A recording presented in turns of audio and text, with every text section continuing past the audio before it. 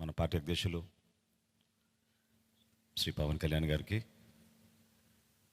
జనసేన శాసనసభ్యులుగా మీరందరూ కూడా ప్రజల పక్షాన్ని నిలబడి పార్టీ ప్రతినిధిగా ఎన్నికైనందుకు మిమ్మల్ని కూడా మొట్టమొదటి శాసనసభ పక్ష సమావేశానికి మనందరం కూడా ఇంత గర్వంగా మంగళగిరిలో మన పార్టీ కార్యాలయంలో ప్రెసిడెంట్ గారి ఆధ్వర్యంలో ఈ విధంగా చేసుకోవడం నిజంగానే పూర్వజనంలో మనం చేసుకున్న ఒక గొప్ప అదృష్టంగా మనం భావించి ప్రజలకి మరింత అంకిత భావంతో, నిండు మనసుతోటి, బాధ్యతతోటి మనందరం కూడా చేయాల్సిన అనేక కార్యక్రమాల గురించి, వీటన్నిటికన్నా పార్టీతోటి చేసే ప్రయాణంలో చిత్తశుద్ధి, నిబద్ధత మన పార్టీ అధ్యక్షులు గారికి అన్ని విధాలుగా ఎల్లప్పుడూ అండగా నిలబడే విధంగా మనందరం కూడా ఆంధ్ర ప్రజలు చూసి గర్వపడే విధంగా మనం కష్టపడి పనిచేయాలని మనస్ఫూర్తిగా నేను కోరుకుంటూ, ఈరోజు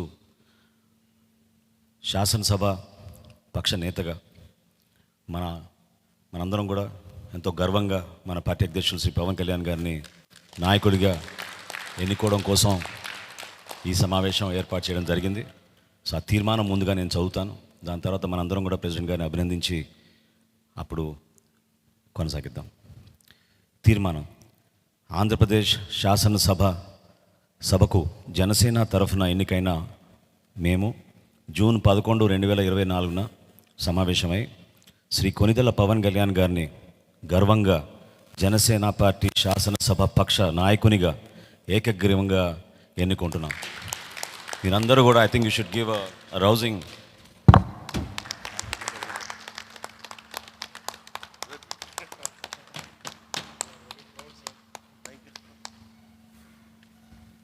ఈ కాన్స్టిట్యూషనల్ ఫార్మాలిటీ పూర్తయింది కాబట్టి ఇప్పుడు మన పార్టీ అధ్యక్షులు, అదేవిధంగా మన శాసనసభ పక్ష నేత మన పార్టీ అధ్యక్షులు శ్రీ పవన్ కళ్యాణ్ గారిని మాట్లాడమని రిక్వెస్ట్ చేస్తాం.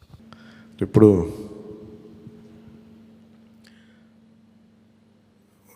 పార్టీ నేతగా మాట్లాడటం అలవాటు, ప్రెసిడెంట్గా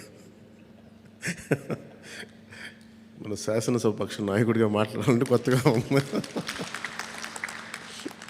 ఇప్పుడు గొడవలు పెట్టుకోవడం, మాట్లాడటం, సమస్యలు తీసుకురావడం. బట్ మీ అందరికీ అపూర్వమైన మెజారిటీలతోటి ఘన విజయం సాధించిన మీ అందరికీ, ప్రతి ఒక్కరికి పేరు పేరున నా హృదయపూర్వక అభినందనలు, ధన్యవాదాలు. ఈ సందర్భంలో I want to share few things. చాలా ఒంటరి ప్రయాణం చేశాం. జాతీయ స్థాయి నాయకులు కూడా ఢిల్లీలో వాళ్ళు అడుగుతుంది ఏంటంటే, నువ్వు ఎలా పార్టీ నడిపావు? పార్టీ నడపడం మాకు తెలుసు కదా, అధికారం ఒక గుర్తింపు ఉన్న జాతీయ స్థాయి పార్టీలో ఉండి అసలు అధికారం లేకపోతే ఎంత కష్టమో మాకు తెలుసు. అలాంటిది మీరు not even recognised party, just registered party, మీరు ఎలా సస్టైన్ చేశారు ఇంతకాలం? వాళ్ళకి నేను ఒకటే చెప్పాను, మేమంటే ప్రేమించే జన సైనికులు, వీర మహిళలు, జనసేన మద్దతుదారులు, వారి వల్ల మేము బలంగా నిలబడగలిగాం. ఒక తీర్మానం నా సైడ్ నుంచి ఏంటంటే, ఈ ఘన విజయానికి కారకులైన, అంటే దశాబ్దంగా అన్ని ఒడిదుడుకుల్ని ఎదుర్కొంటూ దెబ్బతింటూ క్షేత్రస్థాయిలో అన్ని రకాలుగా ఇబ్బందులు పడుతూ మనకి మద్దతు ఇచ్చిన జన సైనికులకి, వీర మహిళలకి, జనసేన నాయకులందరికీ కూడా వారికి నా మనస్ఫూర్తిగా నా అభినందనలు తెలియజేస్తూ ఉన్నాను. మీరు లేకపోతే ఈ రోజున ఈ విజయం ఉండేది కాదు. అలాగే ఈ విజయం అసలు మనం చేసిన పోరాటానికి ముగ్ధులై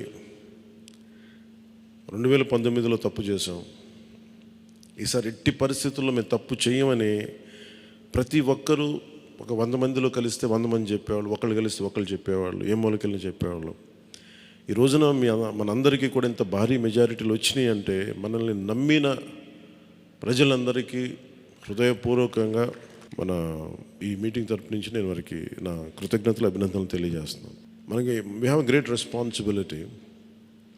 అంటే నేను మొన్నదాకా మాట్లాడుతున్నప్పుడు అదొక పొలిటికల్ రెటారిక్ అనిపించుకోవచ్చు, but I believed in that and I believe in it. అంటే we have to bring back accountability and politics. జవాబుదారీతనం తిరిగి రాజకీయాల్లోకి తీసుకురావాలని. గొడవ పెట్టుకునేటప్పుడు, అంటే మనోహర్ గారు మేము చాలాసార్లు మాట్లాడుకున్నప్పుడు, cooperation and confrontation is a part of democracy. సహకారం, సంఘర్షణ, ఎప్పుడు సహకరించాలి, ఎప్పుడు సంఘర్షించాలి అనేది అది ఆ సమస్యలను బట్టి వాటిని బట్టి. అంతేగాని ప్రతిసారి పోయినసారి ప్రభుత్వానికి కూడా చెప్పాను, మేము చాలా కన్స్ట్రక్టివ్గా ఉంటామని వాళ్ళకి అర్థం చేసుకోలేదు నా మాట, నా డెమోక్రటిక్ స్పిరిట్ని వాళ్ళు అర్థం చేసుకోలేదు ఆ రోజున. అలాగే ఇది కక్ష సాధింపులకి సమయం కాదు. ఇది ఇంత ఘన విజయం ప్రజల నిర్మాణానికి, లేదంటే వారికి అభివృద్ధికి, వారి అభ్యున్నతికి తప్ప ఇది ఒక వెండెట్ట గేమ్ కానీ, లేదంటే పగా ప్రతీకారాలు తీర్చుకోవడానికి గతంలో ఇలా చేశారు కాబట్టి మనం ఇలా చేయాలి, అలాంటి ఆలోచన ధోరణిని దయచేసి మనందరం దాన్ని ఎంకరేజ్ చేయకండి దయచేసి దాన్ని. అలాగే చాలా చాలా క్షేత్రస్థాయిలో ప్రతి ఒక్కరూ అందుబాటులో ఉన్నాం నాతో సహా. ఈరోజున జాతీయ స్థాయిలో మరి మనం సాధించిన విజయాలు కూడా చెప్పుకోవాలి. చాలామంది పొలిటికల్ పార్టీ ప్రారంభించారు, మూసేశారు భారతదేశం మొత్తం మీద. ఈవెన్ ఫ్రమ్ పంజాబ్ నుంచి ఎవరో వచ్చి మాట్లాడుతున్నారు, వాళ్ళ అకాలీదళ ఫ్యాక్షన్ ఒకటి. మా నాన్నగారు స్టార్ట్ చేశారు, మేము స్టార్ట్ చేసి ఇనిషియేట్ చేసి ఆఫ్ చేసేసుకోవాల్సి వచ్చిందని. మన ఎన్నికలకి మనం సాధించింది from a registered political party నుంచి రికగ్నైజ్డ్ పొలిటికల్ పార్టీ. అండ్ రెండు, నెవర్ బిఫోర్ ఇన్ భారత్ పోటీ చేసిన అన్ని స్థానాల్లో భారీ మెజారిటీలతోటి గెలుపొందటం, 100% స్ట్రైకింగ్ రేట్, 100%. అంటే మన మీద ఎంత విశ్వసనీయత ఉంది, అంటే ఎంత విశ్వాసం ఉంది ప్రజలకి, ఎంత నమ్మారు, ఇది వాళ్ళు చేసి చూపించారు. 2019లో ఎలక్షన్లు అయిపోయిన వెంటనే మేము తప్పు చేసాం, మేము నీకు నిలబడతాం అని చెప్పి అది ఈ రోజున మనకి మద్దతుగా నిలిచిన ప్రజలందరికీ కూడా ఇంకొక మారు చాలా చాలా ప్రత్యేకమైన ధన్యవాదాలు. అలాగే 2 పార్లమెంట్లు కట్టాం. అంటే దాదాపు మీరు చూస్తే 2 పార్లమెంట్లు మనం ఇవి తీసుకుని దాదాపు ఒక 45 స్థానాల్లో మన ప్రభావితం ఉన్నట్టు మనం ఖచ్చితంగా డైరెక్ట్గా.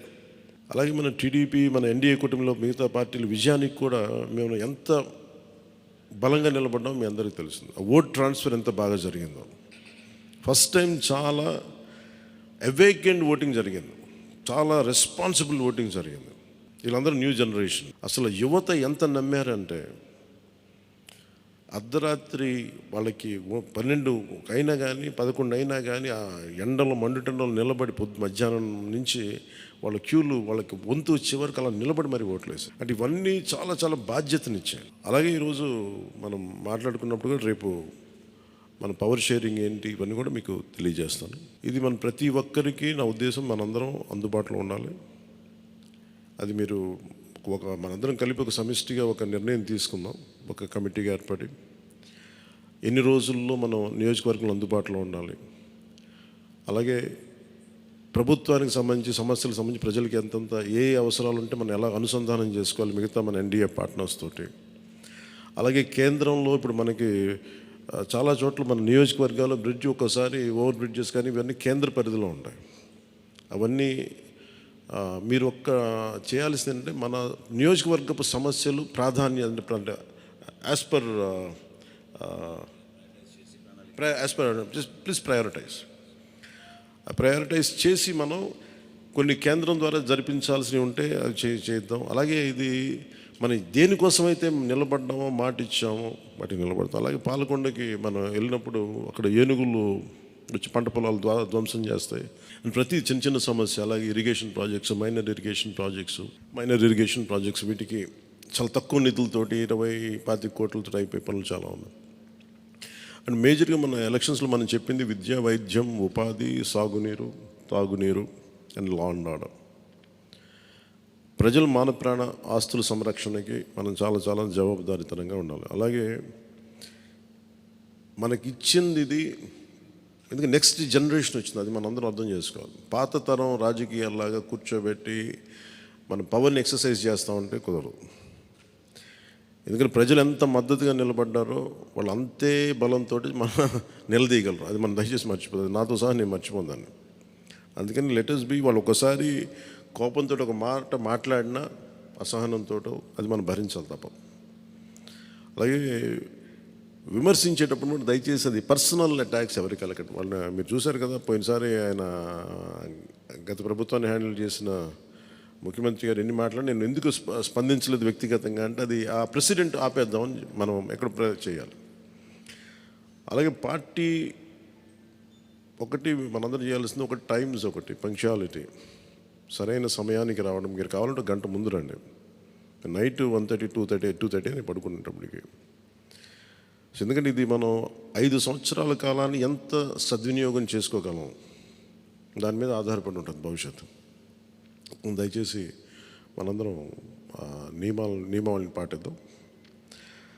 కొంత మనలో కూడా మనం వన్స్ ఇన్ ఎ వైల్ మనందరం కూర్చొని మేబీ ఓవర్ లంచ్, ఒక ఈవినింగ్ ఒక చాయ్ పే చర్చ అలాగా ఏమేం చేయాలి. అలాగే మనం కూడా కొంత కలుపుగోలుతనం చూపించాలి మిగతా పార్టీలు, మన ఎన్డీఏ కానీ బీజేపీ, మన ఎన్డీఏ పార్ట్నర్స్ అందరికీ కూడా. అంటే మీరు మనం ప్రత్యేకించి మనం ఎక్స్క్లూజివ్గా ఉండకుండా అందరితో మమేకం అవ్వాలి. At the same time not losing our identity. అందుకని ఇవన్నీ దృష్టిలో పెట్టుకొని ఇప్పుడు మనం ఢిల్లీలో మనం చేసినట్టుగా మన ప్రధానమంత్రి గారి పేరుని నన్ను కూడా ప్రతిపాదించినట్టుగా ఈ రోజున రాష్ట్ర ఎన్డీఏ నాయకులు మనం ఎన్నుకోవాలి. మీ అందరికీ ఇంకొక మారు ధన్యవాదాలు తెలుపుకుంటాం. Thank you. జై హింద్. అసాధ్యాన్ని సాధ్యం చేసినందుకు మనస్ఫూర్తిగా మనందరి తరఫున మరొకసారి మన పార్టీ అధ్యక్షులు పవన్ కళ్యాణ్ గారికి ధన్యవాదాలు తెలుపుకుంటూ, ఈ సమావేశానికి హాజరైనట్టు మనం ఇదొక ఫార్మాలిటీ పూర్తి చేయాలి. ముందుగా నిమ్మక్క జయకృష్ణ గారు పాలకొండ, థ్యాంక్ యూ.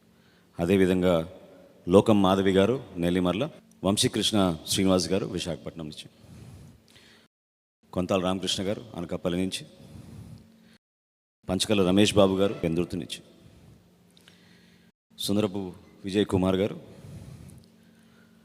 నానాజీ గారు, వెంకటేశ్వరరావు గారు, దేవ వరప్రసాద్ గారు, శ్రీ గిడ్డి సత్యనారాయణ గారు, శ్రీ బత్తుల బలరామకృష్ణ గారు, శ్రీ కందుల దుర్గేష్ గారు, శ్రీ నాయకర్ గారు, శ్రీ రామాంజనేయులు గారు, శ్రీ బోల్సెట్ శ్రీను గారు, శ్రీ పచ్చమట్ల ధర్మరాజు గారు, శ్రీ బాలరాజు గారు, పెద్దలు బుద్ధప్రసాద్ గారు, శ్రీ ఆర్వ శ్రీధర్ గారు, ఆర్వ శ్రీనివాసులు గారు.